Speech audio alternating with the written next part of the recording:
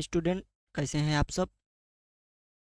आज की इस क्लास में हम जो हमारा मैपिंग का सेक्शन चल रहा है, जिसमें हमने अभी तक एक क्लास इसमें ले ली है, और आज का जो हमारा यह दूसरा क्लास होगा वो होगा इम्पॉर्टेंट ओशियन एंड जो इम्पॉर्टेंट ओशियन करंट होते हैं और जो वाटर स्टेट हैं, यानी कि जल संधियाँ हैं। तो स्टूडेंट इस टॉपिक को लेकर आज की हमारी क्लास होने वाली है, जिसमें काफ़ी आसान भाषाओं में आपको समझाया जाएगा, जो कि प्रीलिम्स 2024 हमारी परीक्षा की दृष्टि से काफ़ी इम्पॉर्टेंट होगा। और यह जो टॉपिक है मैपिंग सेक्शन का, इसको बताते समय जो ज्योग्राफी का जो कोर कॉन्सेप्ट है कि यह कैसे होता है, ओशियन करंट किस किस फैक्टर से इफ़ेक्ट होती हैं, और वाटर स्ट्रेट क्या होता है, तो जो इसका एक बेसिक ज्योग्राफी का कॉन्सेप्ट होता है उसको भी हम साथ में साथ आपको बताते चलेंगे, ताकि आपको समझने में काफ़ी आसानी हो। और यह क्लास जो होगी वो एकदम आसान भाषा में होगी, ताकि जो बेसिक से शुरू कर रहा स्टूडेंट हो वह भी समझ सके। लेकिन आप लोग जो है वह 2024 प्रीलिम्स के लिए तैयार हैं, तो मैं आशा करता हूँ कि कुछ न कुछ ज्योग्राफी के जो कॉन्सेप्ट होंगे वो आपके अच्छे से क्लियर होंगे। सो स्टूडेंट, अब चलते हैं अपने क्लास की ओर और एक एक करके अपने टॉपिक को देखते हैं और समझने की कोशिश करते हैं। तो सबसे पहले हम देख लेते हैं कि क्या आज हम पढ़ने वाले हैं। तो मैपिंग सेक्शन की ये हमारी आज की सेकेंड क्लास ही है। यह अपने हाथ से हमने पीपीटी बनाई है आपके लिए, जो कि काफ़ी आसान भाषा में बनाई है, जो आप जिसको समझ सकते हैं। तो सबसे पहले बेसिकली हम देख लेते हैं कि पढ़ेंगे क्या। तो सबसे पहले हम ओशियन करंट से शुरुआत करेंगे, जिसमें क्या हम देखेंगे कि व्हाट इज ओशियन करंट, यानी ओशियन करंट होती क्या है बेसिकली। और इसके बाद जो है हम एक एक करके तीन मेजर जो हमारे ओशियन है, महासागर हैं, उनकी जो उनमें चलने वाली जो करंट होती हैं उसको हम देखेंगे। तो हमारी जो अटलांटिक ओशन है, इसके बाद पैसिफिक ओशन है, और इसके बाद जो हमारा इंडियन ओशन। तो यही तीन मेजर ओशन होते हैं, जिसमें जो करंट होती हैं, जो धाराएं होती हैं, उनका पूर्ण रूप से विकास देखा जाता है। तो यही इम्पॉर्टेंट भी हैं, और इन्हीं से जो है हमारे परीक्षाओं में प्रश्न ज़्यादातर पूछे जाने की संभावना भी रहती है। तो हम तीन जो है वह महासागर देखेंगे। इसके बाद जो है हमारा दिन वाटर स्ट्रेट देखेंगे हम, यानी कि विश्व की जो प्रमुख जल संधियाँ होंगी, जिनके कुछ स्ट्रेटेजिक इम्पॉर्टेंस होंगे, ट्रेड की दृष्टि से उनके इम्पॉर्टेंस होंगे। तो उसको ध्यान में रखते हुए हम जो है वर्ल्ड की कुछ प्रमुख जो है वह जल संधियाँ देखेंगे। तो अब चलिए शुरू करते हैं। सबसे पहले व्हाट इज ओशियन करंट, यानी कि जो महासागरीय धाराएं होती हैं वह बेसिकली होती क्या हैं। तो महासागरीय जो धाराएं होती है, यदि हम देखें तो यह सागरीय जल का जो है एक स्थलीय नदी के समान एक दिशा में, किसमें, एक दिशा में जो है वह गति करना ही क्या कहा जाता है, इसको ओशन करंट बोला जाता है। यानी कि जो सागरीय जल होता है, जो सागर का जल होता है, वह स्थलीय नदी के समान, यानी कि स्थल पर जो नदियां बहती हैं उसके समान एक दिशा में यदि गति करने लगता है, एक दिशा में। क्योंकि सागर जो होता है उसमें कोई तट तो होते नहीं है, यानी कि मतलब बेसिकली कि जो मध्य में, मिडिल में जो होता है सागर का, विशाल एक जलराशि होती है। तो ऐसा कैसे संभव हो सकता है कि कोई नदी के समान, यानी कि एक निश्चित क्षेत्र का, जैसे कि मान लीजिए 500 मीटर, 1 किलोमीटर तक का जल जो है वह एक निश्चित दिशा में एक और गति करने लगे। तो यदि ऐसी स्थिति किसी भी महासागर के किसी भाग में देखी जाती है, तो बेसिकली उसी को जो है वह क्या बोला जाता है, ओशियन करंट बोला जाता है। और यह जो है वह एक जो नदी, जो स्थलीय नदियां होती हैं उसके समान होती हैं। तो ओशियन करंट क्या होता है उसको हमने देखा।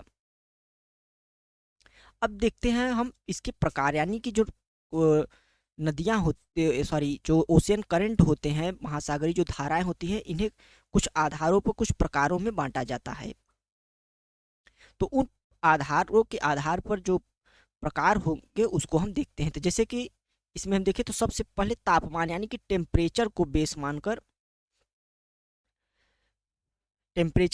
मानकर जो ओशियन करंट होती हैं उसको दो भागों में बांटा जाता है।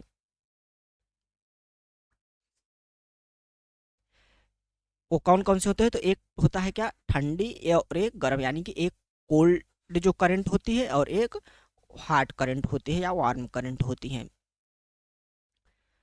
तो उसी को जो है वह टेम्परेचर में इसको ध्यान रख के बनाया जाता है। नेक्स्ट है स्टूडेंट, हम देखते हैं यदि अभी अब हम देखेंगे भी कि कौन कौन से जो धाराएं हैं जो हमारे ओशियन की, वह कौन कौन सी ठंडी है कौन कौन सी गर्म है, तो उसको अभी हम अपने आगे की क्लास में देखेंगे। तो अभी हम जो है क्या पढ़ रहे हैं कि ओशियन करंट के जो टाइप हैं सिर्फ उसको पढ़ रहे हैं, ठीक। तो टाइप में सबसे पहले हमने क्या देखा कि टेम्परेचर के आधार पर उसका प्रकार क्या होता है, तो एक होता है ठंडा और एक होता है गर्म। देन देखते हैं कि कौन सा आधार होता है, तो उसको यदि हम बताएं तो वह है गति तथा आकार के आधार पर जो है वह महासागरीय धाराओं को 3 भागों में बांटा जाता है। कितने? 3 प्रकारों में बांटा जाता है। कौन कौन सी? सबसे पहला जो होता है वह होता है प्रवाह, जिसे हम अंग्रेजी में ड्रिफ्ट बोलते हैं। प्रवाह स्टूडेंट क्या होता है बेसिकली कि जैसे जो पवनें हैं, जो हवाएं हैं, जब सी सरफेस पे चलती हैं, जो सागर का जो ऊपर का जो पानी का हिस्सा होता है, जब उससे वह जो है वह रगड़ करती हैं, तो कुछ जो निश्चित जलराशि होती है वह उन्हीं जो पवनें होती हैं उन्हीं हवाओं से प्रभावित होकर एक निश्चित दिशा की ओर चलने लगती हैं। जैसे यदि पवन जो है वह अगर पश्चिम से जो है वह पूर्व की ओर जा रही, तो यदि बीच में जो हमारा पड़ने वाला यदि कोई महासागर होगा, तो इसका जो जल होगा इस क्षेत्र का, वह भी पश्चिम से पूर्व की ओर जाने लगेगा। तो बेसिकली इसी को जो बोला जाता है उसी को प्रवाह बोला जाता है। तो प्रवाह क्या है कि पवनों के प्रभाव से, किसके? पवने, सॉरी, जो पवन होती हैं, पवन हवाएं, विंड जिसे कहते हैं, पवन के प्रभाव, पवन के प्रभाव से जो है वह यह हवाएं चलने लगती हैं। नेक्स्ट, जो गति और आकार के आधार पर हम देखें तो उसका जो टाइप है वह होता है धारा, जिसे बोला जाता है करंट, यानी जिस जो ज़्यादा लोकप्रिय होता है ओशियन करंट।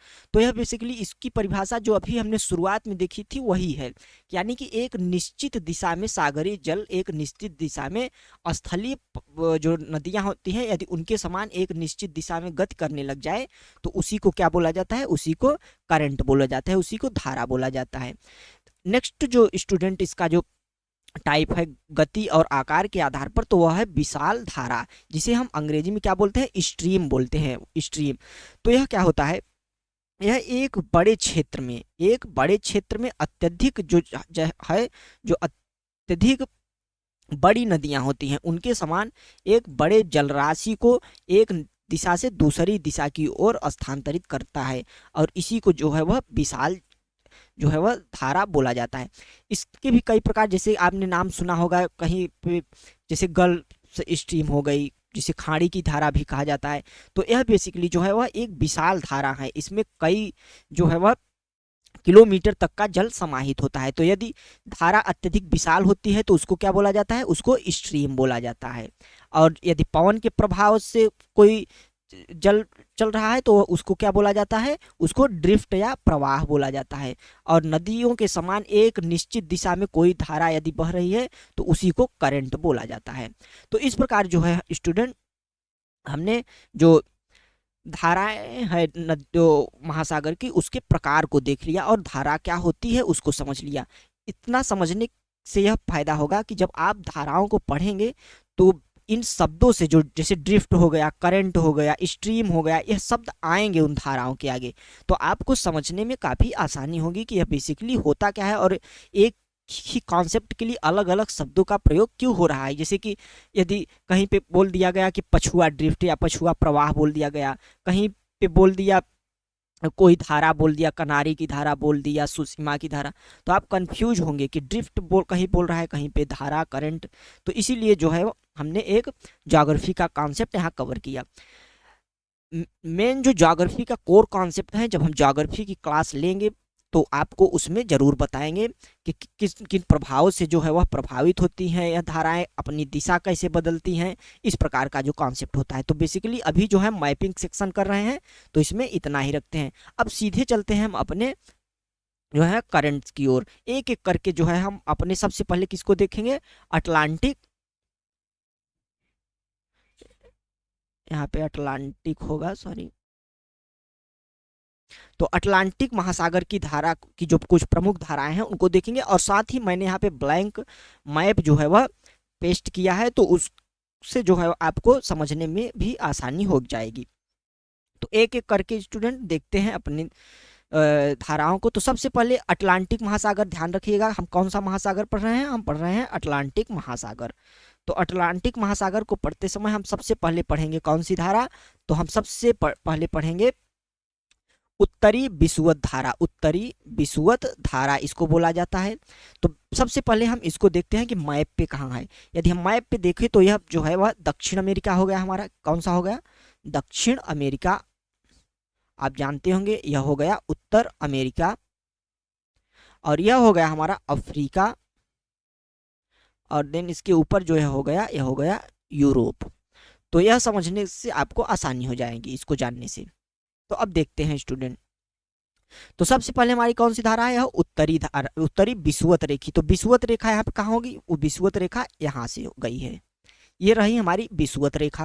यदि विषुवत रेखा को हमने जान लिया तो उत्तर, विषुवत रेखा के उत्तर, यदि कॉन्सेप्ट को समझेंगे तो याद करने में आसानी हो जाएगी, नहीं तो रटने में काफ़ी मुश्किल होगी। तो सबसे पहले कॉन्सेप्ट, तो क्या नाम है, उत्तर विषुवत धारा। बेसिकली ये धारा जो होगी, अभी हम देखेंगे तो हर जितने भी इंपॉर्टेंट जो ओशियन है उसको हम देखेंगे तो सब ओशियन में यह धारा मिलती ही है।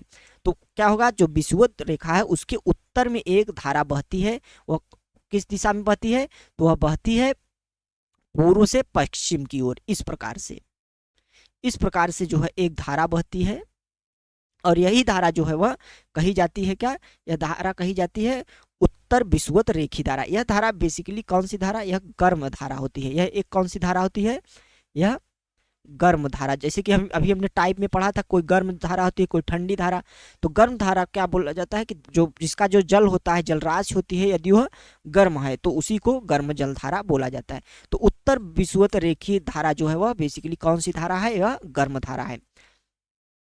अगर इसके बारे में हम और जानकारी आपको बताएं तो यह जो है वह सामान्य रूप से उत्तर जो विषुवत रेखीय धारा है, यह 0 से 10 डिग्री उत्तरी अक्षांश के मध्य विकसित होते हैं। जो यह 0 डिग्री इक्वेटर हो गया, और 10 डिग्री जो नॉर्थ है लैटिट्यूड, उसके मध्य जो है यह विकसित होती है। और यह जो इसकी बात करें तो यह विकसित कैसे होती है, अभी आगे हम एक धारा पढ़ेंगे जिसका नाम है कनारी की धारा। कौन सी धारा, कनारी की धारा। और कनारी की धारा स्टूडेंट, कनारी की धारा यदि उसकी हम बात करें तो यह एक ठंडी जलधारा है। ठंडी जलधारा है जो कि कहाँ पे बहती है, वह इस दिशा में आती है, इस तरीके से जब यहाँ पे आ जाएगी तो इसका यह विषुवत रेखी है, और विषुवत रेखी उष्णकटिबंधीय प्रदेश होता है। तो जाहिर सी बात है इस क्षेत्र का जो जल होगा वह कैसा जल होगा, यह गर्म जल होगा। और ठंडी जलधारा यहाँ से आ रही है, और गर्म यहाँ पे आने पर वह क्या हो जाएगी, गर्म हो जाएगी। और गर्म होने के बाद वह इस दिशा में चल देगी।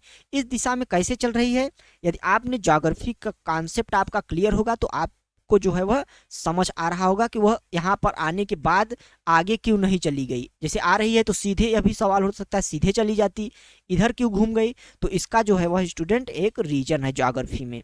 रीजन क्या है, तो रीजन है सबसे पहले पृथ्वी का घूर्णन। पृथ्वी हम सब जानते हैं कि पृथ्वी अपने अक्षांश पर जो है वह अपनी धुरी पर जो है वह घूम रही है। अपनी धुरी पर घूमने की वजह से यह जो जल है वह यहाँ पे आने के बाद कोरियालिस फोर्स की वजह से, कोरियालिस फोर्स आप जानते होंगे जो कि विक्षेपण का फोर्स है, जो कि हवाओं को अपनी ओर, यदि उसकी ओर हवाएं आ रही हैं तो उसको जो है वह क्या कर देता है, विक्षेपित कर देता है। जब ज्योग्राफी का कॉन्सेप्ट हम पढ़ेंगे तो उसमें यह सब कॉन्सेप्ट काफ़ी अच्छे से आपको जरूर बताएंगे। तो यहाँ पे हम आसानी से थोड़ा थोड़ा समझ लेते हैं कि सबसे पहले जान लेते हैं कि पृथ्वी के घूर्णन के कारण जो है यह धारा इधर से इधर घूम गई, और विषुवत रेखा के करीब होने के कारण, उष्णकटिबंधीय क्षेत्र में होने के कारण यह जो धारा है वह कैसी धारा है, यह गर्म धारा है। तो हमने यह समझ लिया कि यह इसकी उत्पत्ति कैसी हुई, इसकी उत्पत्ति कनारी धारा के ढकेलने की वजह से हुई, उसको धक्का देने की वजह से इसकी उत्पत्ति हुई। तो एक धारा हमने देख लिया। अब चलते हैं अपनी अटलांटिक महासागर की दूसरी प्रमुख धारा की ओर। दूसरी प्रमुख धारा है हमारे स्टूडेंट दक्षिण विषुवत धारा। यानी कि अभी हमने क्या देखा, उत्तर विषुवत धारा, अब हम क्या देखेंगे, दक्षिण विषुवत धारा। तो दक्षिण विषुवत धारा के लिए सबसे पहले स्टूडेंट यहाँ पे हम इक्वेटर ड्रॉ करते हैं। ये रही हमारी इक्वेटर। अब जो है ये कहाँ से बन रही है, कनारी धारा के ढकेलने से इधर साइड में एक कौन सी हो गई, उत्तर विषुवत हो गई। ठीक, उत्तर विषुवत हो गई। और एक ऐसी ही धारा चलती है जो कि इस साइड में चलती है। यह कौन सा हो गया, यह इक्वेटर लाइन हो गई, और इक्वेटर के दक्षिण में 0 से 10 डिग्री जो है वह साउथ लैंगिट्यूड, सॉरी लैटिट्यूड, तो उसमें जो है वह एक धारा चलती है और यहाँ पे आती है ब्राजील के तट पर। यह हम जानते हैं कौन सा देश यहाँ पर लगता है, यहाँ पे ब्राजील देश लगता है स्टूडेंट। तो ब्राजील तक आती है। यह भी कैसी धारा है, यदि इसकी हम बात करें तो यह भी एक कैसी धारा है, एक गर्म धारा है, एक गर्म धारा है। और इसकी उत्पत्ति की यदि हम बात करें स्टूडेंट, तो यहाँ पर एक धारा चलती है, उसका नाम है बेंगुला। क्या नाम है उसका, उसका नाम है बेंगुला की धारा। और यह भी एक ठंडी धारा है। कैसी धारा है, ठंडी धारा है। यहाँ पे एक ठंडी धारा, अभी इन धाराओं के बारे में भी हम जानेंगे कि यह ठंडी क्यों है, और इधर वाली जो अभी हमने पढ़ा कनारी की धारा, वह ठंडी क्यों है, तो इसके कॉन्सेप्ट जो है हम आपको क्लियर कराएंगे। तो यही बेसिकली है जो आके इक्वेटर से घूम जाती है, तो इसी को क्या बोला जाता है, साउथ जो है वह दक्षिण विषुवत रेखीय धारा बोला जाता है। तो इसकी उत्पत्ति बेंगुला की धारा के धकेलने से होती है। तो यह आप हमने एक अपनी और महत्वपूर्ण धारा को देखा। नेक्स्ट यदि देखें हम, तो यहाँ पे यह जा रही है और यहाँ पे देखिए एक शेप सा बन रहा है। कैसा, एक ऐसे ट्रायंगल सा बन रहा है, ठीक ऐसे शेप। तो यहाँ पे धाराएं जब यह धारा टकराएगी तो जाहिर सी बात है इसके दो भाग होंगे। एक भाग यहाँ पे चला जाता है जो कि उत्तर विषुवत रेखा से मिल जाता है, दूसरा भाग जो यह धारा का इधर चला जाता है। तो इसी को यहाँ पे जो है वह द्विशाखन इसका हो जाता है, जिसका बाइफरकेशन हो जाता है, विखंडन हो जाता है। तो एक धारा इधर आ जाएगी और एक धारा उधर चली जाएगी।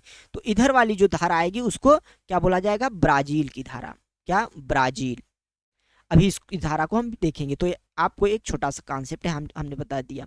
नेक्स्ट स्टूडेंट चलते हैं नेक्स्ट अपने धारा की ओर। तो सबसे महत्वपूर्ण जो हमारे इस ओशियन की सबसे महत्वपूर्ण यदि धारा की बात करें तो यह है गल्फ स्ट्रीम जो है। ये बेसिकली एक धारा न होकर गल्फ स्ट्रीम एक क्या है, एक तंत्र है, एक पूरा का पूरा सिस्टम है। इसके अंतर्गत जो है वह कितनी धाराएं आती है, 3 धाराएं आती है। कौन कौन सी, फ्लोरिडा की धारा, एक गल्फ स्ट्रीम ही, और एक उत्तर अटलांटिक की धारा, उत्तर अटलांटिक की धारा, ठीक। तो यह जो है वह एक क्या है, पूरा का पूरा एक तंत्र ही है। तंत्र का मतलब कि इस धारा में कई सारी जो हैं उपधाराएं समाहित हैं, क्योंकि स्ट्रीम अभी हमने देखा स्ट्रीम क्या होती है, स्ट्रीम एक विशाल जलराशि की धारा होती है। तो जो स्ट्रीम होगी उसमें कई उसके जो है वह उपधाराएं होती है। तो एक एक करके सबसे पहले स्टूडेंट हम देखते हैं।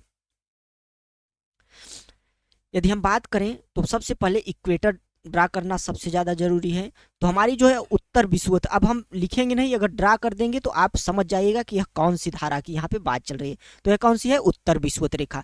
उत्तर विषुवत रेखा की धारा जब आती है तो यहाँ पर स्टूडेंट जो है वह यहाँ से यह इधर साइड की ओर मिल जाती है, और दक्षिण विषुवत रेखा की धारा का भी कुछ जल इसमें मिला है।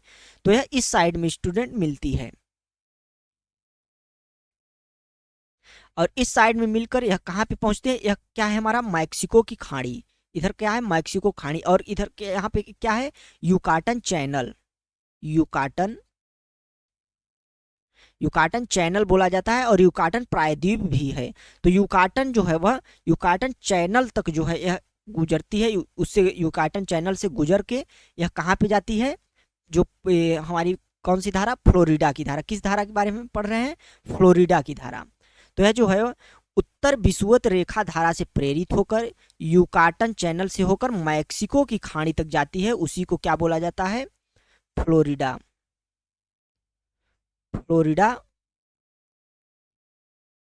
की धारा।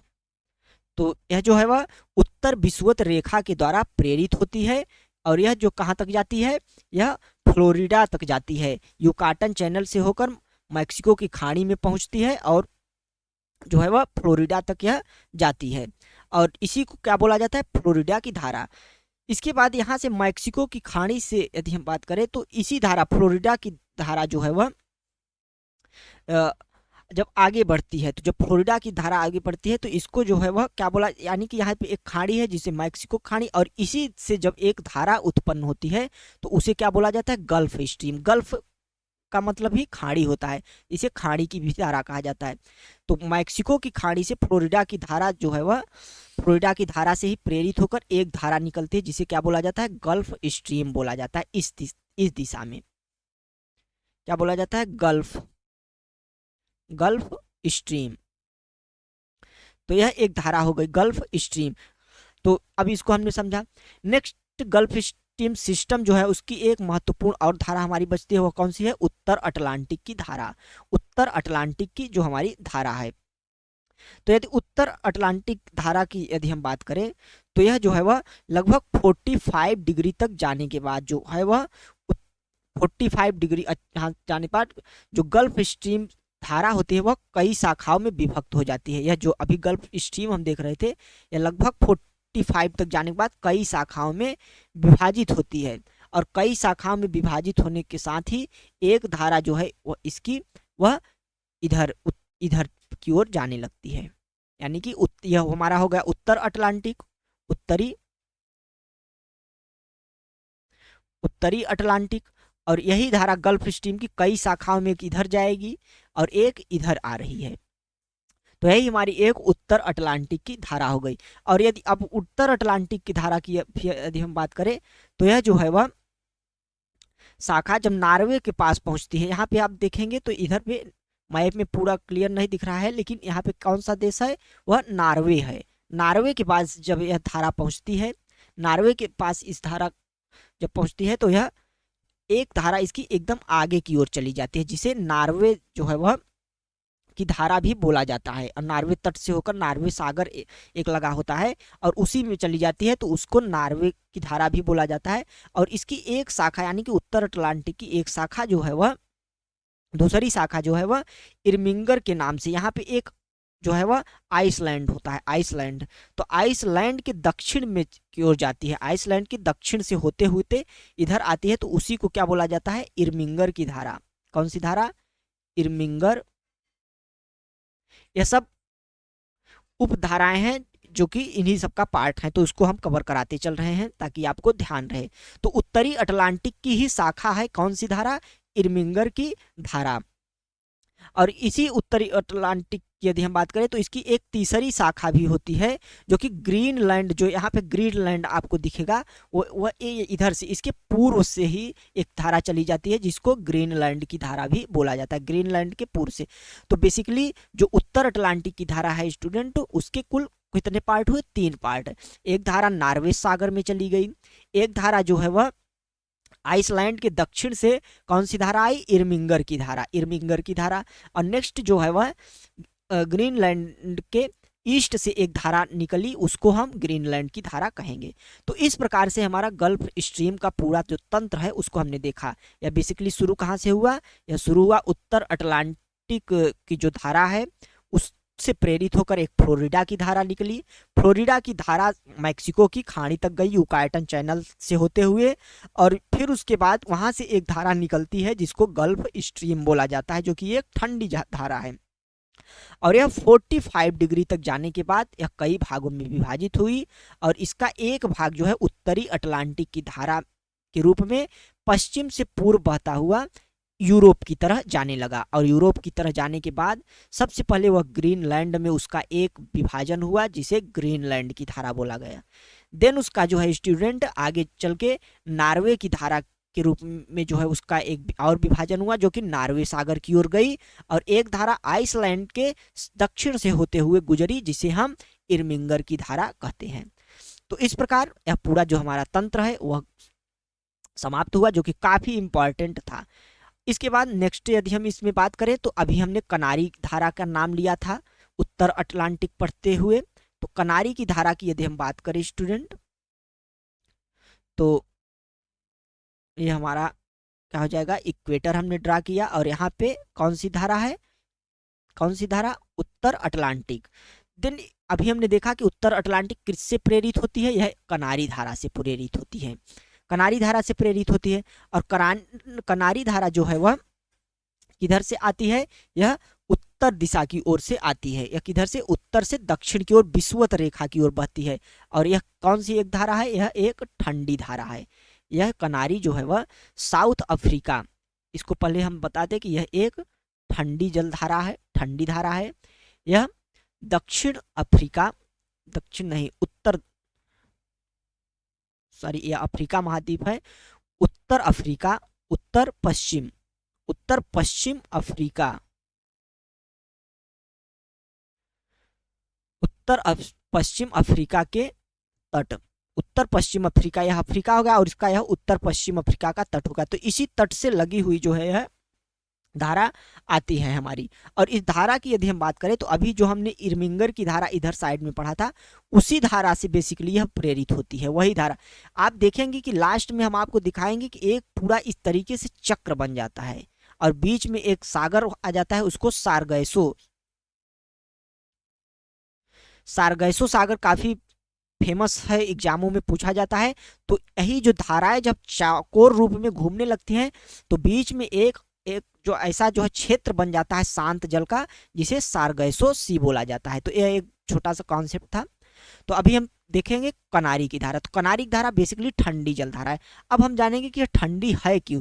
इधर वाली यहाँ भी ठंडी थी, यहाँ तो हमने जान लिया कि पछुआ पौनों द्वारा जल हटा देने के कारण नीचे से ठंडा जल आया तो वह ठंडी हो गई। अब यहाँ पे जानेंगे कि यहाँ पे क्यों ऐसा हुआ। तो यहाँ पे हुआ, आपने जाना देखा होगा कि इधर चलती है क्या, व्यापारिक पौने। कौन सी पौने, व्यापारिक, व्यापारिक पौने, ट्रेड विंड चलती हैं, यहाँ पे ट्रेड विंड चलती हैं। तो ट्रेड विंड के द्वारा इस दिशा में ट्रेड विंड चलती है, तो ट्रेड विंड के द्वारा हटाया गया जो जल होगा उसके कारण नीचे से जल आएगा उसका स्थान लेने, और उससे कनारी की धारा हमारी ठंडी धारा हो जाती है। तो इस प्रकार कनारी की धारा को हमने देख लिया अच्छे से मैप पे। चलते हैं नेक्स्ट अपने धारा की ओर। नेक्स्ट हमारी जो धारा है वह है लेब्रोडोर की धारा। कौन सी धारा है हमारी, लेब्रोडोर की धारा। लेब्रोडोर की धारा की यदि हम बात करें तो यह भी एक कैसी धारा है, यह एक ठंडी धारा है। लेब्रोडोर की धारा स्टूडेंट एक ठंडी धारा है।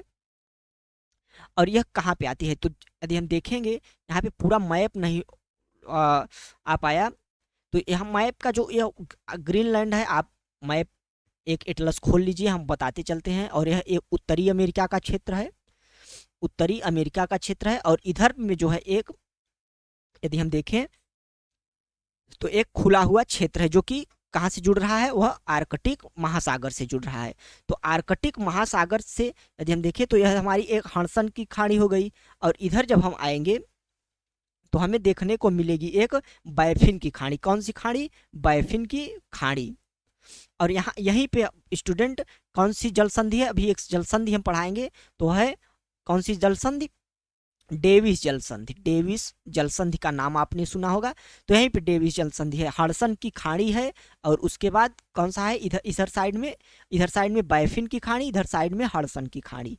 तो डेविस जल डमरू मध्य से जो है वह यह प्रारंभ होती है कौन सी धारा, लेब्राडोर की धारा। लेब्राडोर की धारा डेविस जल डमरू मध्य जो है यहाँ पे है, इस यहीं से प्रारंभ होती है और जो है यह नीचे की ओर आती है, दक्षिण की ओर, दक्षिण की ओर यह आती है इस तरीके से। यदि हम देखें तो इस तरीके से आएगी और आने के बाद यह काफी ठंडी धारा होती है क्योंकि यह आर्कटिक क्षेत्र से, ध्रुवीय क्षेत्र से आ रही है, लेब्राडोर की धारा। तो यह इस तरीके से आएगी। और यहाँ पे जो है वह अभी हमने देखा कि 45 डिग्री के करीब जो है वह एक उत्तरी अटलांटिक जो है वह धारा चलती है, किसके, गल्फ स्ट्रीम की। तो गल्फ स्ट्रीम की धारा चलती है, तो यहीं पे आकर 45 से 50 डिग्री के समथिंग जो है वह, यहाँ पे अगर 50 डिग्री हम मान ले तो यहीं पे आकर यह किससे मिल जाती है, इधर हम अच्छे से लिख दें तो 50 डिग्री उत्तरी अक्षांश पर, अक्षांश पर यह गल्फ, गल्फ स्ट्रीम से जो है यह क्या होती है, मिल जाती है।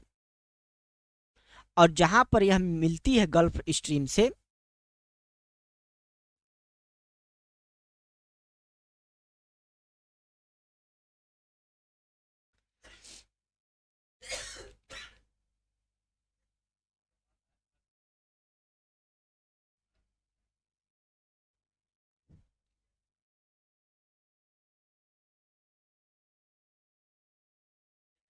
एक यहाँ पे गल्फ स्ट्रीम का जो कॉन्सेप्ट हमने बताया था, ये जो मैक्सिको से जो है वह गुजरती है, यह गल्फ स्ट्रीम की धारा मैक्सिको से। तो यह स्टूडेंट ठंडी धारा न होकर यह एक क्या है, वह गर्म जल धारा है। यह छोटा सा कॉन्सेप्ट था जो मिस हो गया था। यह एक गर्म जल धारा है, गर्म जल धारा है। यहाँ पे हमने शायद ठंडी जल धारा बता दिया था, तो ठंडी जल धारा नहीं है गल्फ स्ट्रीम। गल्फ स्ट्रीम एक गर्म जल धारा है क्योंकि यह उष्ण कटिबंधीय क्षेत्र से जो है वह चल रही है। तो यह जो है गर्म जल धारा है गल्फ स्ट्रीम। इसको थोड़ा सा करेक्शन इसमें कर लीजिएगा क्योंकि यहाँ पे शायद हमने ठंडी जल धारा इसको बोला था। तो यह ठंडी जल धारा न होकर यह गर्म जल धारा होगी। नेक्स्ट लेब्रोडोर जब हम बात करते हैं तो यही पे देखते हैं कि जो यह गल्फ स्ट्रीम से जो है यह मिल जाती है 50 डिग्री अक्षांश के बाद के पास। तो जो है हमारी एक गर्म जल धारा है, कौन सी, gulf stream. Gulf stream 50 degree बाद यहाँ जब मिलती है तो यह ठंडी होती है और गल्फ स्ट्रीम एक गर्म जल धारा होती है। तो इस क्षेत्र में ठंडी और गर्म जल धारा मिलने के पास इस क्षेत्र को क्या बोला जाता है, न्यू फाउंडलैंड। New found land. यह जो जलधारा यह जो स्थान है यहीं पे 50 डिग्री के आसपास जो है वह लेब्रोडोर की ठंडी जलधारा और गल्फ स्ट्रीम की गर्म जलधारा। वहाँ पे स्टूडेंट तो हमने शायद जो है उसको गल्फ स्ट्रीम को ठंडी जलधारा बताया था, तो वह ठंडी ना होकर गर्म जलधारा होगी। वह थोड़ा सा मीन्स कॉन्सेप्ट हो गया था, तो उसकी वजह से तो यहाँ पे न्यू फाउंडलैंड के आसपास जो है वह यह धारा दोनों आपस में मिल जाती हैं। और यहाँ पे क्या होता है, अत्यधिक कोहरे का जन्म,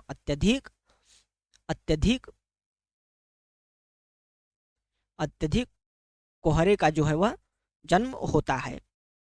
काफी जो है यहाँ पे दृश्यता बाधित हो जाती है, जिससे जो समुद्री जलमार्ग है वह बाधित होता है, क्योंकि बड़े बड़े जो है वह यहाँ पे बर्फ के टुकड़े आर्कटिक क्षेत्र से लेब्रोडोर की धारा द्वारा लाए जाते हैं, जो कि जहाजों से टकराने का काफी खतरा रहता है। तो इस प्रकार गर्म जलधारा जो हमारी है गल्फ स्ट्रीम और ठंडी जलधारा लेब्रोडोर की धारा न्यू फाउंडलैंड के पास 50 डिग्री उत्तरी अक्षांश के आसपास मिलती है। और यही दोनों जलधाराएं जो है वह एक बहुत बड़े जो है वह कोहरे को जन्म देती हैं। तो इस प्रकार यह धारा हमारी खत्म हुई। अब जो है हम इसके अटलांटिक जो हमारा महासागर है उसके साउथ की जो धारा है उसको देखते हैं। वहाँ पे जो गल्फ स्ट्रीम की धारा हमने बताया था स्टूडेंट, उसको थोड़ा सा करेक्ट कर लीजिएगा। वहाँ थोड़ी सी गलती हुई, वहाँ पे हमने शायद उसको ठंडी जलधारा बोला।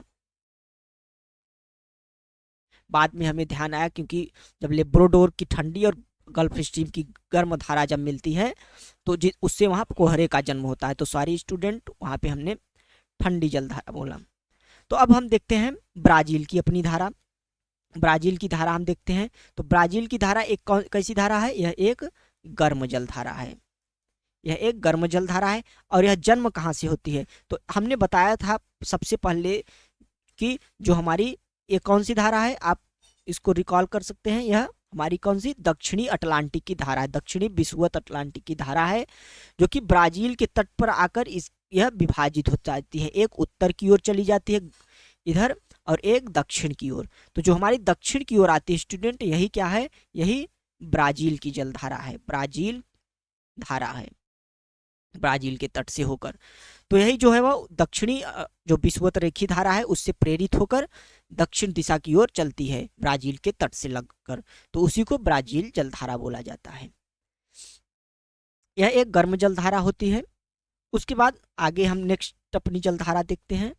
तो सबसे जो यदि हम नीचे देखें तो आती है हमारी कौन सी जलधारा, वह है फाकलैंड की धारा। कौन सी धारा, फाकलैंड की धारा। तो यदि फाकलैंड की धारा की हम बात करें तो यह जो है वह नीचे से, यह जो हमारा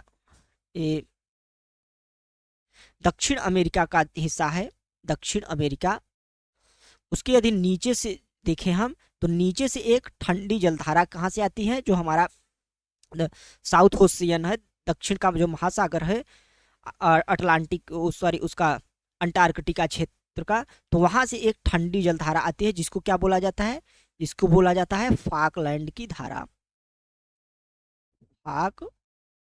लैंड की धारा। और यह कैसी धारा है? यह एक क्या है? यह एक ठंडी जलधारा है। यह एक ठंडी जलधारा है जो कि दक्षिण महासागर से हो का जो है दक्षिणी अमेरिका के तट की तरफ आती है, चिली की तरफ। उसी को जो है वह फाकलैंड की धारा बोलते हैं। और यह जो है अर्जेंटीना तक जो है वह प्रवाहित, यहाँ पे कौन सा देश है? अर्जेंटीना। और अर्जेंटीना का जो पूर्वी तट है वहां तक यह प्रवाहित जो है वह होती है। और उसके बाद एक यह धारा जो है वह कहाँ पे चली जाती है? ये जो हमारी दक्षिण अटलांटिक की धारा है, दक्षिण अटलांटिक की धारा, उस धारा में मिल जाती है। यह फाकलैंड की धारा इधर से आई, इसके बाद एक धारा यहाँ पे चलेगी और यह इधर इधर जाएगी, यहाँ तक गई और उसके बाद यह इसमें मिल जाती है। यह कौन सी धारा हो गई हमारी? यह हो गई दक्षिण अटलांटिक, दक्षिण अटलांटिक धारा हो गई, जो कि फाकलैंड की धारा से उत्पन्न हुई और पश्चिम से पूर्व की ओर किधर साइड गई? यह साउथ अफ्रीका, अफ्रीका महाद्वीप का है जो देश यहाँ पे साउथ अफ्रीका है उसकी तरफ गई। और वहां पे जाकर यह उत्तर की ओर मुड़ जाती है, उत्तर की ओर मुड़ जाती है और एक नई धारा को जन्म देती है, एक नई धारा को जन्म देती है जिसको हम देखेंगे। उसका नाम है बेंगुला की धारा। बेंगुला की धारा को स्टूडेंट यह जन्म देती है। और बेंगुला की धारा जो है एक क्या है? एक गर्म जल धारा है। बेसिकली यह एक गर्म जल धारा है। बेंगुला की धारा एक गर्म जल धारा है जो कि अफ्रीका, दक्षिण अफ्रीका का जो साइड है उसके जो है वह पश्चिमी तट से बहती हुई उत्तर की ओर जाती है इस तरीके से। तो यह क्या, कौन सी धारा है? यह बेंगुला की धारा है। तो इस प्रकार अटलांटिक महासागर के हमारी सभी जो धाराएं हैं उसको हमने कवर किया और काफी अच्छे से, और यह कॉन्सेप्ट आपका लगभग लगभग क्लियर हो गया होगा। तो अब हम चलते हैं अपने नेक्स्ट ओशियन की ओर। तो हमारा जो नेक्स्ट महत्वपूर्ण महासागर है वह है प्रशांत महासागर। कौन सा महासागर? प्रशांत महासागर। अब इसकी धाराओं को हम देखेंगे। तो सबसे पहले उत्तर विषुवत रेखी धारा, उत्तर विषुवत रेखी धारा। तो जैसा कि वहां पे हमने देखा था उत्तर विषुवत रेखी धारा, तो यहाँ पे भी है उत्तर विषुवत रेखी धारा। यदि हम बात करें तो सबसे पहले हम इक्वेटर ड्रा करते हैं। यदि हम इक्वेटर ड्रा करेंगे तो हमारे इक्वेटर कहाँ पे आएगी? ये आएगी इस साइड में, यहाँ पे ये रही हमारी, ये रही हमारी इक्वेटर। और इसके उत्तर में एक जो धारा चलती है, उत्तर में धारा चलेगी पूर्व से पश्चिम की ओर। तो यही बेसिकली कौन सी धारा हो जाती है? यही हो जाती है उत्तर विषुवत रेखी धारा, जो कि मैक्सिको से प्रारंभ होगी। कहाँ से? मैक्सिको से। मैक्सिको से स्टूडेंट यह प्रारंभ होकर कहाँ तक जाती है? मैक्सिको से प्रारंभ होकर यह फिलीपींस, जो यह फिलीपींस है उसके तट तक जाती है। फिलीपींस, यह जो है वह पाइन भी इसको बोला जाता है। तो फिलीपींस तक, पाइन्स तक यह जाएगी। तो यही कौन सी धारा हो जाएगी? यह कौन सी धारा हो जाएगी? यह हो जाएगी उत्तर विषुवत रेखा की धारा। हमारी यह उत्तर विषुवत रेखीय जो धारा है वह कहाँ से? मैक्सिको से होकर कहाँ तक जाती है? यह फिलीपींस तक जाती है। तो आप मैप में भी देख सकते हैं, फिलीपींस हो गया और इधर क्या हो गया? इधर मैक्सिको हो गया। तो मैक्सिको से प्रारंभ होकर यह कहाँ तक जा रही है? फिलीपीन तक जा रही है। इसके बाद यदि हम बात करें तो इसकी एक और धारा दक्षिण विषुवत रेखी धारा होती है, जो कि यहाँ से प्रारंभ होती है। इसकी बात यदि हम करें तो यह साउथ अमेरिका का जो क्षेत्र है इधर वाला, इस यहाँ से प्रारंभ होकर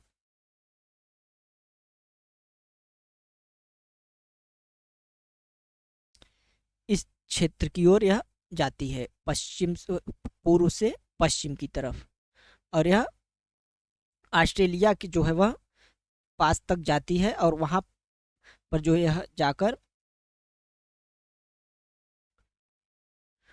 जो ऑस्ट्रेलिया का उत्तरी जो क्षेत्र है, इसको हम बोल सकते हैं उत्तर पश्चिम, उत्तर पूर्व क्षेत्र, वहां तक यह जाती है यह शाखा। और वहां से जाकर यह दक्षिण की ओर घूम जाती है। तो यह कौन सी एक धारा हो गई? यह दक्षिण विषुवत रेखी धारा हो गई।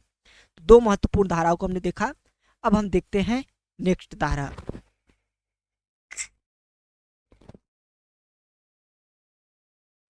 तो अगली हमारी धारा है क्यूरोसियो तंत्र। जैसा कि अभी हमने देखा था अटलांटिक महासागर में कौन सा तंत्र, गल्फ स्ट्रीम तंत्र। तो उसी प्रकार प्रशांत महासागर में कौन सा तंत्र है, गल्फ स्ट्रीम तंत्र। तो जो हमारे इक्वेटर है, इसको इक्वेटर हम ड्रा कर लेते हैं। इक्वेटर से जो हमारी है कौन सी, उत्तरी विषुवत रेखी जो धारा चल रही है, उत्तरी विषुवत रेखी धारा जो हमारी चल रही है, वही जो है आगे जाकर यहाँ तक जो फिलीपींस के बाद इधर जाकर मुड़ जाती है। और वह यह किसको जन्म देती है, यह जन्म देती है क्यूरोसियो धारा को। क्यूरोसियो जो है वह धारा को यह जन्म देती है। अब क्यूरोसियो धारा भी एक कौन सी धारा है, यह भी एक गर्म धारा है, गर्म धारा। तो गर्म धारा है, जिस प्रकार से वहाँ पे गल्फ स्ट्रीम एक गर्म जल धारा थी, तो उसी प्रकार से यहाँ यह भी एक कैसी धारा है, यह एक गर्म जल धारा है। तो यह किसको जन्म देती है, क्यूरोसियो तंत्र को। तो जैसे वहाँ पे कई पार्ट होते थे गल्फ स्ट्रीम के, वैसे यहाँ भी कई पार्ट है, क्योंकि यह एक विशाल जल धारा है। तो जो पहला इसमें देखे तो पहला है क्यूरोसियो की धारा, दूसरा है उत्तर जो प्रशांत प्रवाह, उत्तरी प्रशांत प्रवाह, और तीसरा है कौन सी, एक सुसीमा की धारा, छोटी सी धारा है, तो उसको भी हम देख लेंगे। तो यदि क्यूरोसियो की देखे तो यह जो है वह जो यहाँ पे एक क्षेत्र है फार्मूसा, उसको बोला जाता है, क्या बोला जाता है, फार्मूसा। फार्मूसा से जो है यह उत्तर की ओर जो है वह मुड़ जाती है, और उत्तर की ओर यह मुड़कर यदि हम बात करें तो वह कहाँ तक जाती है, वह आगे की ओर बढ़ने लगती है।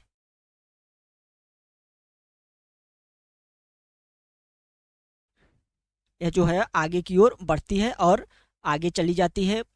तो इसको जो है वह गल्फ स्ट्रीम धारा के समान हम मान सकते हैं। किस कौन सी जलधारा के समान, गल्फ स्ट्रीम की जलधारा के समान मान सकते हैं। नेक्स्ट यदि हम देखें इसमें तो उत्तरी प्रशांत प्रवाह आता है। तो यही जो धारा जो है वह इस दिशा में बहने लगती है, पश्चिम से पूर्व की ओर। तो यही जो है वह उत्तरी प्रशांत महासागरीय प्रवाह हो जाता है, जो कि पवन से प्रेरित होते हैं, यानी हवाओं के ढकेलने से इसका विकास होता है।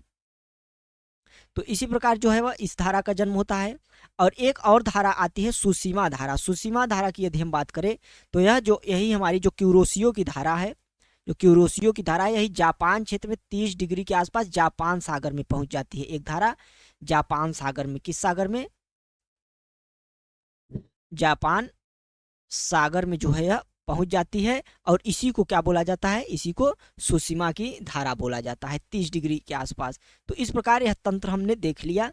यह पूरी तरीके से जो है वह किसके समान है, गल्फ स्ट्रीम के समान है। तो इस प्रकार क्यूरोसियो की धारा इधर जा रही है, उत्तरी प्रशांत प्रवाह इधर आ रहा है, और उसके बाद क्यूरो जो सुसीमा की धारा है वो हमारी जापान सागर में जा रही है। तो इस प्रकार इस तंत्र को हमने देखा। नेक्स्ट देखते हैं ओयासियो की धारा, या इसे क्यूराइल की धारा भी इसी को बोला जाता है। यह कैसी धारा होती है, यह एक जो है वह ठंडी जलधारा है। कैसी जलधारा, ठंडी जलधारा। और यह अटलांटिक महासागर की यदि हम बात करें तो उसके जो है यह जो कौन सी जलधारा थी, लेब्राडोर के समान। किसकी कौन सी धारा, लेब्राडोर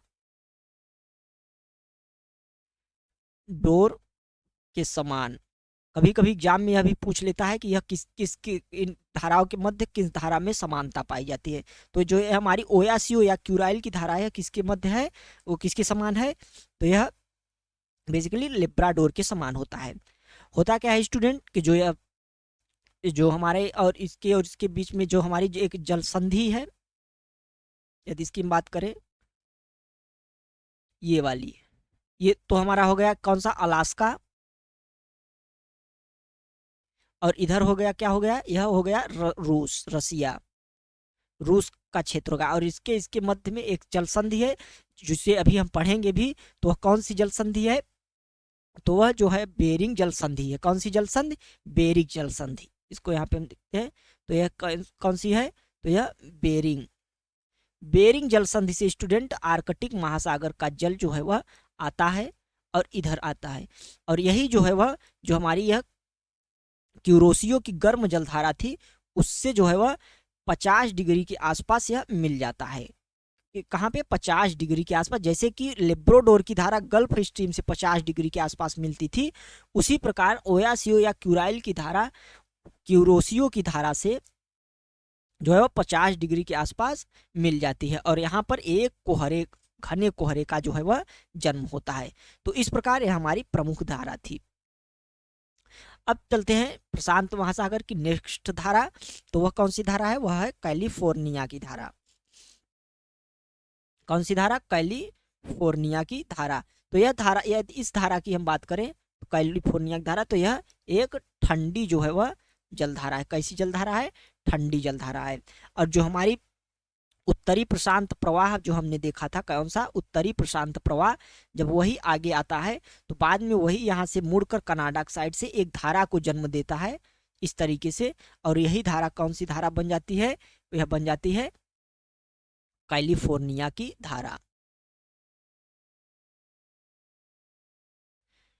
तो कैलिफोर्निया की जो है यह जलधारा बन जाती है। और यदि हम अटलांटिक महासागर की बात करें तो यह किस धारा के समान है?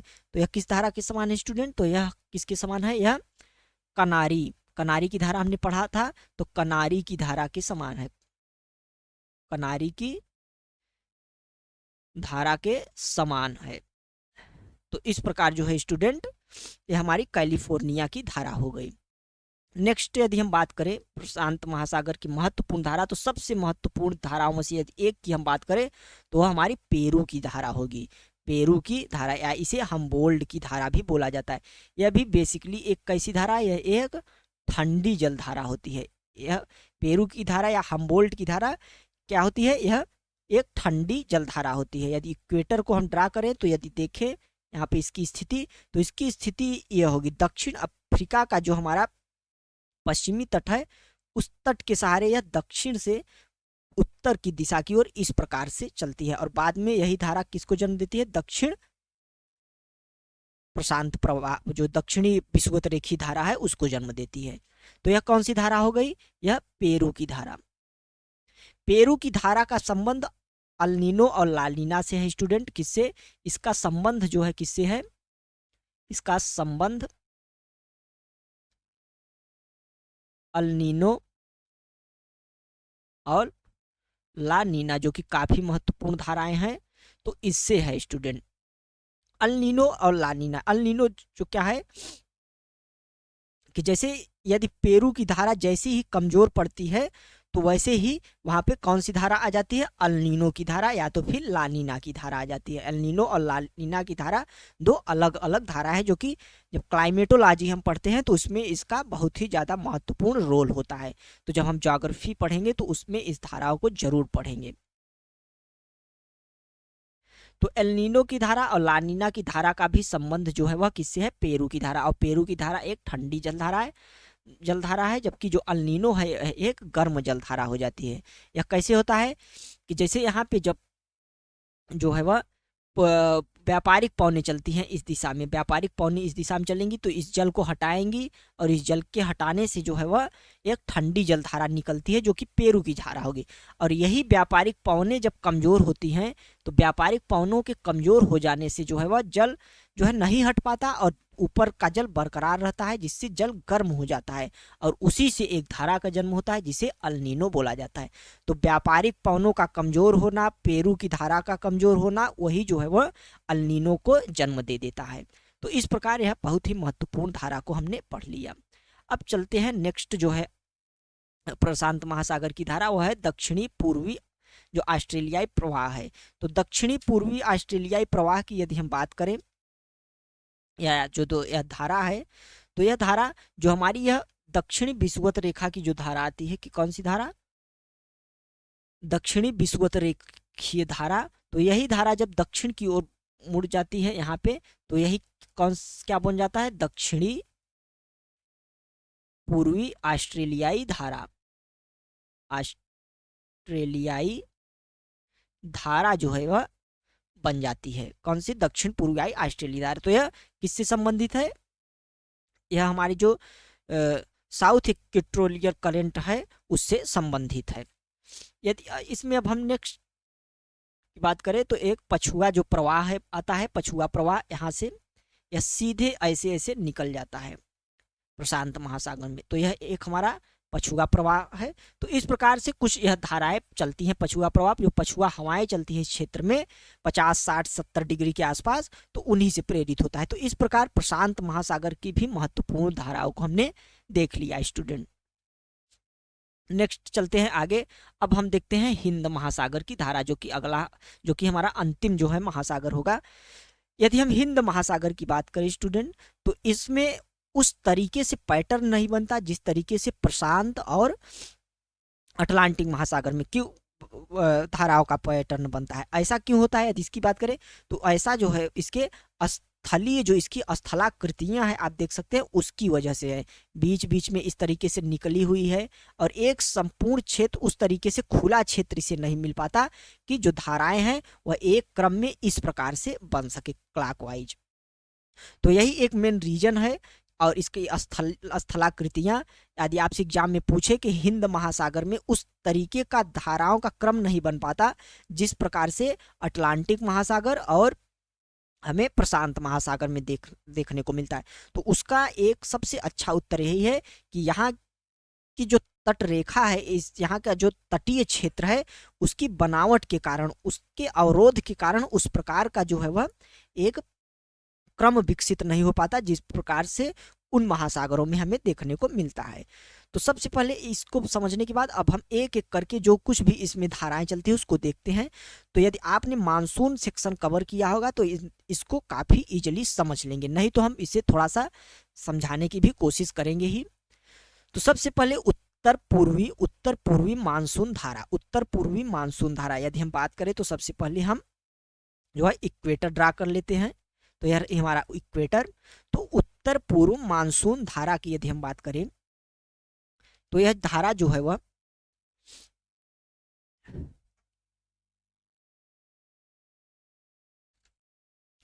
उत्तर पूर्व मानसून धारा, तो यदि उत्तरी गोलार्ध की हम बात करें, उत्तरी गोलार्ध की यानी कि इसके इक्वेटर के नॉर्थ की, तो यह उत्तरी गोलार्ध में जो ठंड होती है कब, शरद काल में। शरद काल में नॉर्थ जो हेमिस्फीयर हमारा होगा वहां से मानसूनी जो हवा स्थल है वह जल की ओर चलती है, यानी कि जो है हमारा स्थल क्षेत्र है इस क्षेत्र से जल की तरफ एक धारा एक हवा आती है बेसिकली, और वह जो हवा होती है वह स्थल से जल की तरह होती है, और इसकी दिशा क्या होती है, उत्तर पूर्व से दक्षिण पश्चिम की ओर। तो उत्तर पूर्व से दक्षिण पश्चिम की ओर उत्तर पूर्व से जो है आते हैं, तो इसके प्रवाह के कारण जो है वह कुछ धाराएं जो है वह कुछ जल धाराएं इस प्रकार से चलने लगती हैं इस क्षेत्र में, कैसे, इस तरह से, और यहाँ पे आकर इक्वेटोरियल से मिलकर इधर हो जाती हैं इस प्रकार से। तो इस प्रकार से एक धारा चलती है उत्तर पूर्वी मानसून धारा, जो कि शरद काल में जो है स्टूडेंट स्थलीय भाग से जो भारतीय उपमहाद्वीपीय क्षेत्र है वहां से उठती है और जलीय यानी हिंद महासागर क्षेत्र की ओर आती है, और उसी के प्रभाव से जलीय भाग भी इधर की ओर घूमने लगता है, गति करने लगता है। तो उसी से इस धारा का जन्म होता है। अब हिंद महासागर की नेक्स्ट धारा देखें तो यह सबसे महत्वपूर्ण धारा है, वह है दक्षिण पश्चिम मानसून धारा। यह दक्षिण पश्चिम मानसून धारा की हम बात करें तो यह जो है वह जो हमारा दक्षिणी गोलार्ध है, दक्षिणी गोलार्ध में ग्रीष्म काल में जो है वह यहाँ पे जो है वह क्या बन जाता है, ग्रीष्म काल में यहाँ पे लो प्रेशर बनता है, और इधर जो है वह क्या बनता है, हाई प्रेशर या मैस्करीन हाई है। इस प्रकार के सब जब क्लाइमेट पढ़ेंगे इंडियन क्लाइमेट तो उसमें आपको मिलेगा। तो यहाँ पे हाई प्रेशर बनता है।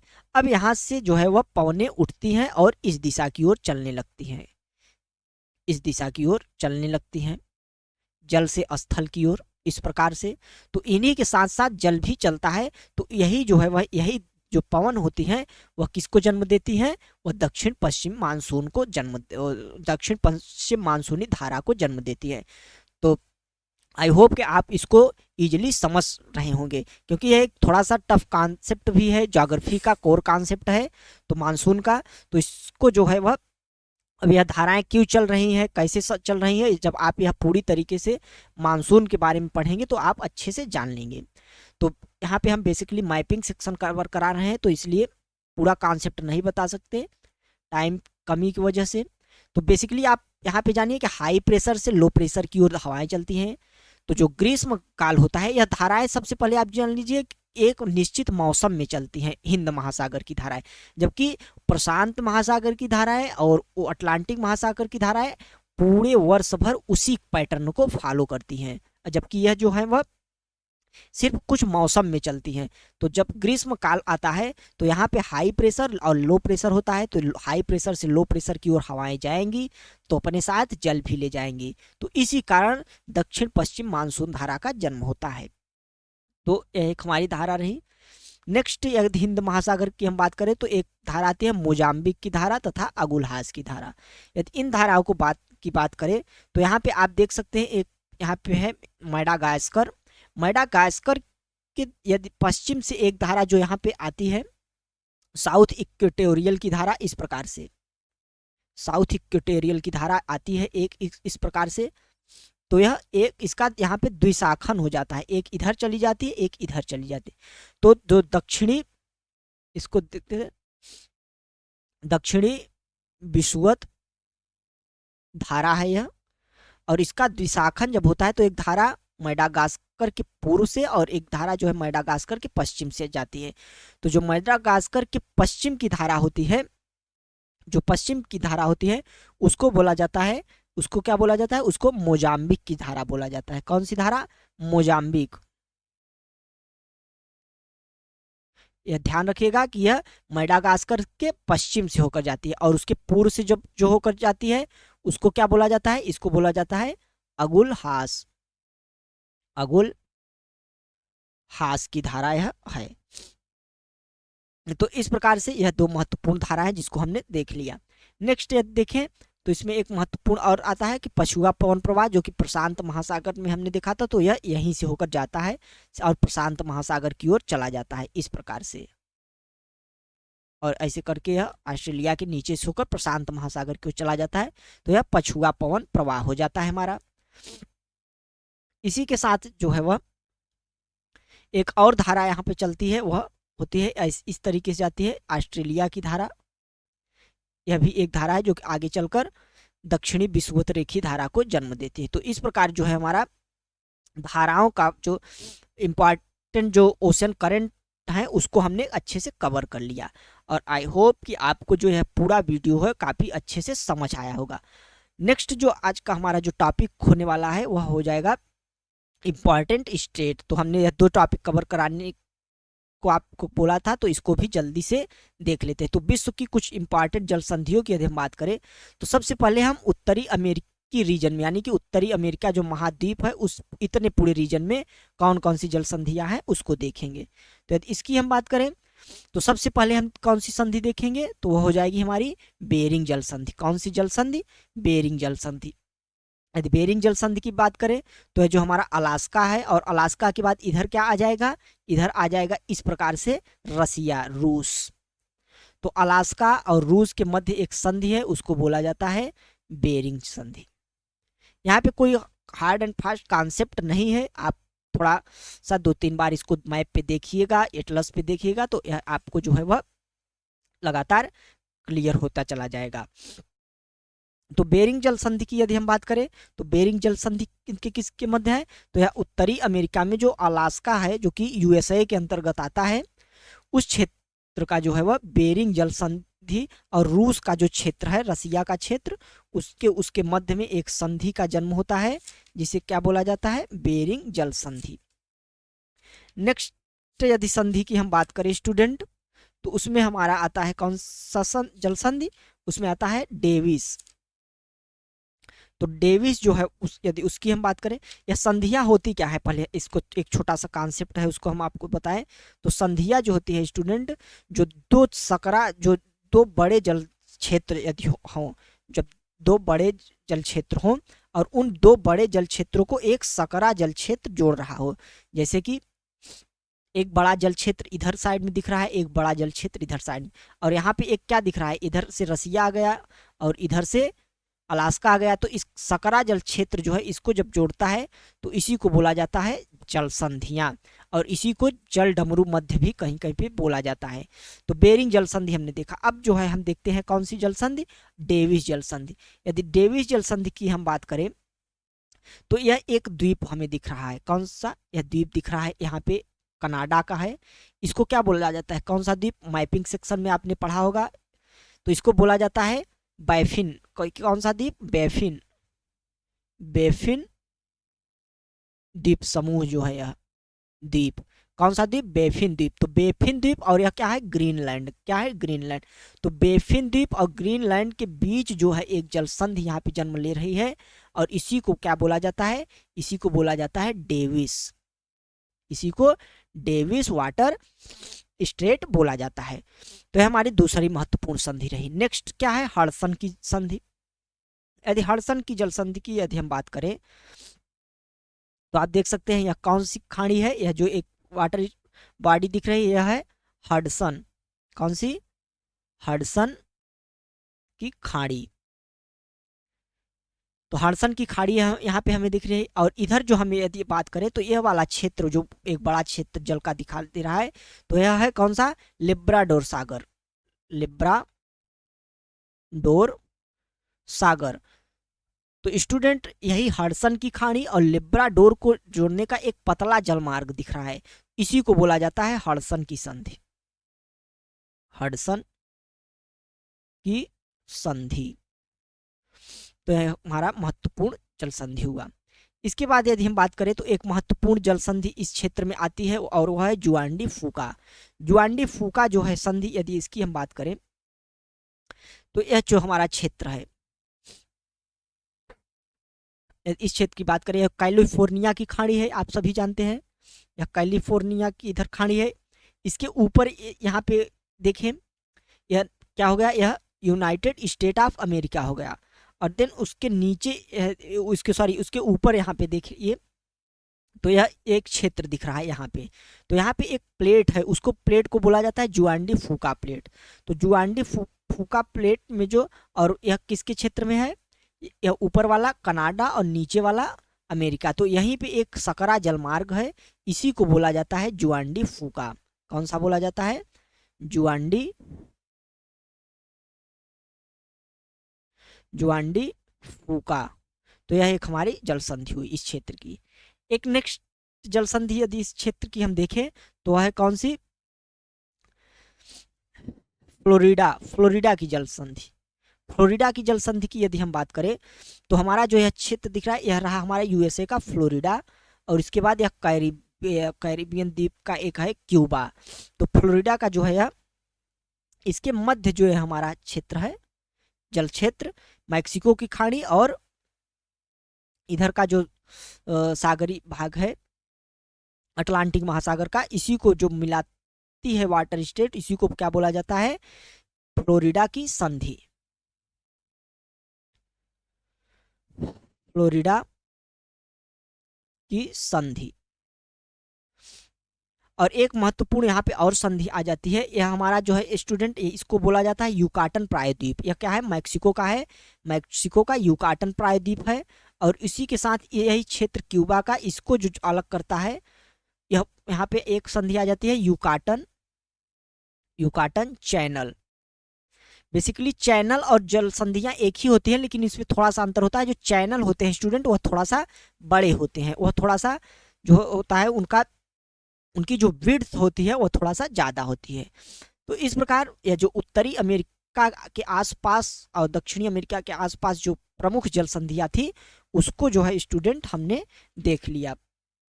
अब यदि हम बात करें तो आगे हम कुछ देखते हैं, वो जल संधियां वह होंगी हमारी यूरोप और उत्तरी अफ्रीका के आसपास क्षेत्रों में कुछ जो जल संधियां आएंगी उसको हम देखेंगे। तो सबसे पहले महत्वपूर्ण संधि डोवर जल संधि। यदि डोवर जल संधि की हम बात करें तो यह हमारा जो हो गया, यह हो गया फ्रांस वाला रीजन, या फ्रांस आपको दिख रहा होगा। इसके बाद यहाँ पे यूके दिख रहा होगा। नेक्स्ट जो है आपको यहाँ पे जर्मनी दिख रहा होगा यहाँ पे। और यहाँ पे एक वाटर बॉडी दिख रही होगा आपको, ये नॉर्थ सागर इसको बोला जाता है। नॉर्वे के नीचे यह नॉर्थ सागर, नॉर्थ सागर है। और उसके बाद इधर जो है वह अटलांटिक ओशन का क्षेत्र मिलता है। तो इसके बीच जो है वह एक संधि जन्म लेती है जिसको बोला जाता है डोवर। क्या बोला जाता है? डोवर जल संधि बोला जाता है। और यदि उसके नीचे हम आए तो एक बड़ा थोड़ा सा उसका विड्थ थोड़ा सा ज़्यादा है, तो फ्रांस और यूके के बीच में, तो उसी को बोला जाता है इंग्लिश चैनल। क्या बोला जाता है? English channel. तो यह दो हमारी जो संधियां हैं उसको हमने देखा यहाँ पे। नेक्स्ट यदि हम बात करें तो आता है जिब्राल्टर जल संधि। जिब्राल्टर जल संधि, तो जिब्राल्टर जल संधि को यदि हम देखें तो यह जो है वह यूरोप का जो यह निचला हिस्सा जो है कौन सा? स्पेन का। और यहाँ पे उत्तरी अफ्रीका का कौन सा? मोरक्को। यह मोरक्को देश है। तो मोरक्को और स्पेन के मध्य एक पतली जलमार्ग है, पतला जल क्षेत्र है, इसी को बोला जाता है जिब्राल्टर। क्या बोला जाता है? जिब्राल्टर। जिब्राल्टर जो है स्टूडेंट, वहाँ यहाँ पे एक एल्बोरान सी है, यहाँ पे जो इस पे अल्जीरिया के ऊपर और स्पेन के नीचे एक सी आता है, इसको बोला जाता है एल्बोरान। एल्बोरान, ये थोड़ा बेसिक जानकारियां हैं जो आपको जाननी चाहिए। तो एल्बोरान सी और अटलांटिक महासागर को जो जल संधि मिलाती है वह हमारी कौन सी जल संधि हो जाती है? वह जिब्राल्टर जल संधि हो जाती है, जो कि मेडिटेरेनियन सी में जाने का एक रास्ता है। नेक्स्ट यदि हम देखें तो बास्फोरस की जल संधि। कौन सी जल संधि? बास्फोरस की जल संधि। यहाँ पे यदि बास्फोरस की जल संधि की हम बात करें तो यह जो तुर्की का क्षेत्र है, यह तुर्की, ये रहा तुर्की का क्षेत्र। यहाँ पे यह काला सागर और उसके बाद एक इधर आ जाता है एजियन सागर। यह पूरा जो है ग्रीस के इधर एजियन सागर है। काला सागर और एजियन सागर तुर्की के मध्य में ही यह एक जल संधि है, क्योंकि उसके ऊपर और नीचे दोनों तुर्की का ही क्षेत्र है। तो यहीं पे एक सागर आता है काला सागर और एजियन सागर, उन दोनों को एक जल संधि मिलाती है, उसको बोला जाता है बास्फोरस। कौन सी जल संधि? Bosphorus.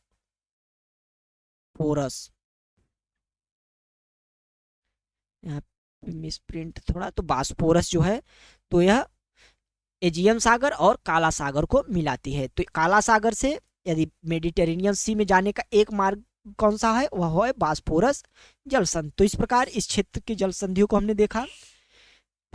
Next Indo Pacific region की जल संधियों को हम देख लेते हैं स्टूडेंट। इंडो पैसिफिक रीजन की कुछ महत्वपूर्ण जल संधियां हैं, उनको देखते हैं। तो पहली जल संधि सबसे महत्वपूर्ण यदि हम बात करें उनमें से एक तो है बाब अलमंडेब। बाब अलमंडेब संधि स्टूडेंट। तो यदि इस संधि की हम बात करें बाब अलमंडेब की, तो यह इसका बहुत ही ज़्यादा स्ट्रैटेजिक महत्व भी है। और स्ट्रैटेजिक महत्व होने के साथ साथ जो है इसका व्यापार की दृष्टि से भी काफ़ी महत्व है इस रीजन का। और यह जो हमारी संधि है यह इंडो पैसिफिक क्षेत्र के बारे में अब हम पढ़ने जा रहे हैं। तो इसमें बाब अलमंडेब जो है, यहाँ पे आप देख सकते हैं यह कौन सा सी है? यह रेड सी है। कौन सा सी? रेड सी। यह रेड सी है। और इसके बाद यहाँ पे आप देख रहे हैं अदन की खाड़ी। कौन सी खाड़ी? अदन। अदन की खाड़ी। तो रेड सी और अदन की खाड़ी को मिलाने वाला एक सकरा जलमार्ग है। और रेड सी से आप जानते हैं कि यहाँ पे आप जाकर स्वेज नहर को पार करके जो है वह जा सकते हैं। कहाँ पे? वह मेडिटेरेनियन सी में। तो स्वेज नहर को पार करके, तो इसी प्रकार इसका काफ़ी ज़्यादा स्ट्रैटेजिक महत्व हो जाता है। तो यहीं पे एक संधि है, वही कौन सी संधि है? बाब अलमंडेब। बाब अलमंडेब। तो यह एक बहुत ही ज़्यादा महत्वपूर्ण संधि है। तो यह किसके किसके मध्य है? रेड सी और अदन की खाड़ी के मध्य है। नेक्स्ट यदि स्टूडेंट हम बात करें तो महत्वपूर्ण हमारी संधि आती है हारमुज की संधि। काफ़ी ज़्यादा इंपॉर्टेंट है हारमुज की संधि। तो ये जो यदि इसको हम देखें यहाँ पे ये वाला रीजन, तो यह जो है वह फारस की खाड़ी यहाँ पे आपको दिख रही हो। फारस की खाड़ी सऊदी अरब या यहाँ पे, इसके अलावा यूएई, कुवैत, इस प्रकार के जो देश हैं इसी क्षेत्र में पाए जाते हैं। तो यह जो फारस की खाड़ी है, और नीचे आपको देखने को मिलेगी यहाँ पे ओमान की खाड़ी, और इसके मध्य में एक पतला जलमार्ग आपको देखने को मिलेगा, वही हमारा क्या है, हारमुज की जल संधि। हारमुज हारमुज संधि किसके किसके मध्य, फारस की खाड़ी और ओमान की खाड़ी के मध्य, तो हारमुज जल संधि हमारी हुई। नेक्स्ट जो है इसको देखते हैं, तो यह पाक जल संधि काफी जो है हमारे लिए महत्वपूर्ण है। तो पाक जल संधि यहाँ पे आपको देखने को मिल जाएंगी मन्नार की खाड़ी में, अमेरिका और इंडिया और श्रीलंका के मध्य में जो है वह कौन सी जल संधि यहाँ पे आपको देखने को मिल जाएगी, पाक जल संधि। पाक जल संधि जो है आपको यहाँ पे देखने को मिल जाएगी। नेक्स्ट जल संधि की यदि हम बात करें तो है हमारे लिए मलक्का जल संधि। मलक्का जल संधि काफी स्ट्रेटेजिक महत्व है इस क्षेत्र का। तो यह इसकी यदि हम बात करें तो इंडोनेशिया का क्षेत्र है और मलेशिया का क्षेत्र। इंडोनेशिया और मलेशिया के मध्य एक सकरा जलमार्ग जो है पैसिफिक रीजन में जाने के लिए है, काफी महत्वपूर्ण है। यही है इंडोनेशिया और मलेशिया के मध्य मलक्का जल संधि। तो काफी महत्वपूर्ण है स्टूडेंट है हमारे लिए। नेक्स्ट जल संधि की बात करें तो सुंडा जल संधि। सुंडा जल संधि की यदि हम बात करें तो यह जो है इंडोनेशिया का जो यह रीजन है, सुमात्रा यह है, आप ध्यान दीजिए यह सुमात्रा है, और यह कौन सा द्वीप है, यह जावा द्वीप है। तो जावा और सुमात्रा के मध्य एक जो जल संधि आती है उसको क्या बोला जाता है, सुंडा की संधि जो है वह बोली जाती है। तो यहाँ पे मलक्का, फिर उसके बाद सुंडा। नेक्स्ट संधि जो है वह कौन सी है, मकस्सर महत्वपूर्ण है हमारे लिए। मकस्सर जल संधि जो बेसिकली है वह यहाँ पे इंडोनेशिया और इंडोनेशिया के मध्य ही एक क्षेत्र रीजन है। यदि उसकी बात करें जो जावा सागर है, यह कौन सा सागर है, जावा सागर। और इधर की बात हम करें तो सेलिबीस का सागर एक आता है, कौन सा सागर, इसको थोड़ा सा जानते रहिए आप भी, सेलिबस का सागर जो है वह, जावा और सेलिबस के सागर को एक रेखा जो एक वाटर स्टेट जोड़ता है उसको बोला जाता है मकस्सर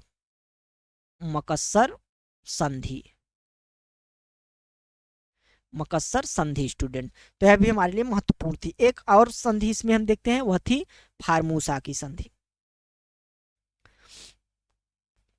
फार्मूसा की संधि की यदि हम बात करें तो यह जो है हमें यहाँ पे आप देखिए, यहाँ पे आइए, साउथ चाइना इधर की तरफ, यह साउथ चाइना सी हो गया हमारा। और उसके बाद इधर आगे यदि हम जाएंगे तो पूर्वी चाइना सी आ जाएगा। तो पूर्वी चाइना सी और साउथ चाइना सी को जोड़ने के लिए ताइवान और चाइना के मध्य एक वाटर स्टेट है जिसे बोला जाता है फार्मूसा, या इसको जो है वह ताइवान भी बोला जाता है, ताइवान की जल संधि, फार्मूसा या ताइवान की जल संधि। तो इस प्रकार से जो है वह हमारी महत्वपूर्ण जल संधि हुई। इसके बाद कुछ और महत्वपूर्ण जल संधियां इसमें छोटी छोटी आती हैं, जैसे कि यदि हम देखें तो जापान और जो यह साउथ कोरिया है इसके मध्य एक संधि आएगी जिसको कोरिया संधि या सुसीमा की संधि भी बोला जाता है। कौन सी, कोरिया संधि या सुसीमा की एक धारा भी हमने पढ़ा था अभी। तो कोरिया और सुसीमा की संधि इसको बोल दिया जाता है। इस प्रकार जो है वह कुछ महत्वपूर्ण संधियां आती है। तो स्टूडेंट आज का यह काफी हमारा एक कॉम्प्रिहेंसिव लेक्चर हो गया, और इसमें हमने एक बहुत ही मैपिंग सेक्शन के इंपॉर्टेंट टॉपिक को देखा, जिसमें वाटर करंट जो कि ज्योग्राफी कोर का एक टॉपिक है, जिससे 1-2 ईयर के अंतराल के बाद एक या 2 प्रश्न उससे उस कॉन्सेप्ट को लेकर जो है वह जरूर पूछ लिए जाते हैं। और इसके अलावा जो वाटर स्टेट हैं उसको भी हमने अच्छे से देख लिया। तो आज का जो हमारा क्लास है वह यहीं तक, और नेक्स्ट जो है आपके साथ हम जल्दी ही मिलेंगे किसी अगले इंटरेस्टिंग लेक्चर के साथ। तब तक जो है आप इस क्लास को देखिए, और यदि आप हमारे इस प्लेटफॉर्म पे नए हो तो चैनल को सब्सक्राइब करें, और यदि वीडियो पसंद आया हो तो उसको लाइक करें। मिलते हैं नेक्स्ट क्लास के साथ, तब तक के लिए नमस्कार, जय हिंद।